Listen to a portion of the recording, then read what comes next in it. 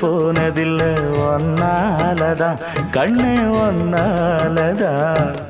யார் பேச்சு கேட்டாலும் என் காதில் கேட்பதெல்லாம் உன் பேருதான் மெத்தான் உன் பேருதான். இத்தனை நினப்பு என் மேல இருந்தும் எட்டி போகலாமோ?